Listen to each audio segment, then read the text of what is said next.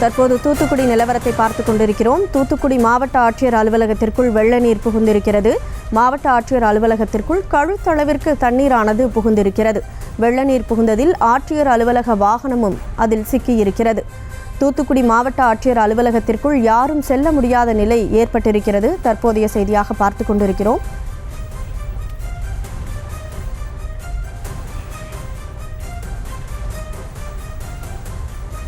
தூத்துக்குடியில் தற்போது வெள்ள நீர் புகுந்திருக்கிறது மாவட்ட ஆட்சியர் அலுவலகத்திற்குள். அங்கு என்ன நிலை என்பதை கூடுதல் விவரங்களோடு தற்போது நமக்கு தரவிருக்கிறார் செய்தியாளர் ஜெபர்சன். முழு விவரம்.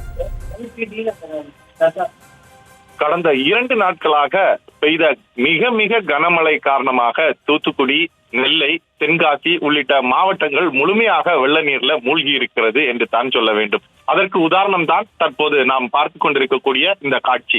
மாவட்ட ஆட்சியர் அலுவலகம், தூத்துக்குடி மாவட்ட ஆட்சியர் அலுவலகத்தில் எந்த அளவுக்கு தண்ணீர் இருக்கிறது என்பதை அதில் மூழ்கி நிற்கக்கூடிய அந்த அரசு வாகனம் மூலமாக நமக்கு தெரிய வரும். அந்த அளவுக்கு வெள்ள நீர் நுழைவு வாயிலேயே இருக்கிறது.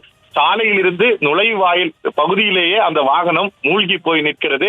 அலுவலகத்திற்கு உள்ளே யாரும் செல்ல முடியாத ஒரு சூழல் உருவாகி இருக்கிறது.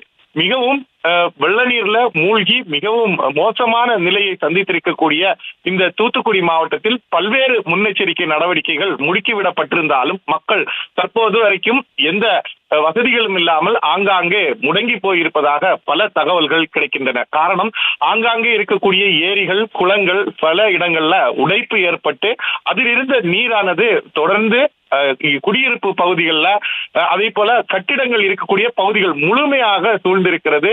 மாவட்ட ஆட்சியர் அலுவலகத்தையும் விட்டு வைக்காமல் வெள்ள நீரானது சூழ்ந்திருக்கிறது. வெளியிலேயே நுழைவு வாயிலேயே இந்த அளவுக்கு தண்ணீர் இருக்கும் என்றால் உள்ளே மாவட்ட ஆட்சியர் அலுவலகத்துக்குள்ளே மழைநீர் எந்த அளவுக்கு புகுந்திருக்கும், உள்ளே இருக்கக்கூடிய கோப்புகள், உள்ளே பணியாளர்கள் எந்த அளவுக்கு அங்கு இருப்பார்கள் என்பதெல்லாம் மிகப்பெரிய கேள்விக்குறியாக இருக்கிறது.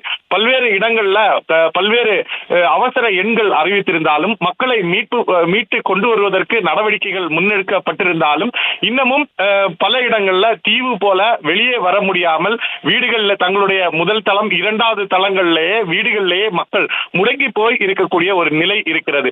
தூத்துக்குடி மாவட்டத்தை பொறுத்த அளவுல அவ்வப்போது தற்போது மழை ஓய்ந்திருந்தாலும் மீண்டும் மிக கனமழை, அதிகனமழை பெய்வதற்கு வாய்ப்பு இருப்பதாக வானிலை ஆய்வு மையம் தெரிவித்திருக்கிறது. ஆகவே தாழ்வான பகுதிகளில் வீடுகளில் இருக்கக்கூடிய மக்கள் தொடர்ந்து வெளியேற வேண்டும் என்ற கோரிக்கையை முன்வைத்து வருகிறார்கள். ஏற்கனவே தூத்துக்குடி மாவட்ட ஆட்சியர் இது போன்ற அவர் பேசி உடனடியாக அந்த ஸ்ரீவைகுண்டம் பகுதியிலிருந்து அந்த மக்களை வெளியேற்ற வேண்டும் என்று அவர் கூறிய ஆடியோ எல்லாம் தொடர்ந்து சமூக வலைதளங்கள்ல தொடர்ந்து பரவி வருகிறது. அந்த அளவுக்கு ஒரு மோசமான ஒரு நிலையை தூத்துக்குடி மாவட்டம் சந்தித்திருக்கிறது. அதற்கு உதாரணமாகத்தான் தற்போது மாவட்ட ஆட்சியர் அலுவலகத்தில் இருந்து வரக்கூடிய அந்த நேரடி காட்சிகள் நமக்கு உணர்த்துகிறது. செய்திகளை உடனுக்குடனும் துல்லியமாகவும் தெரிந்து கொள்ள சப்ஸ்கிரைப் பண்ணுங்க.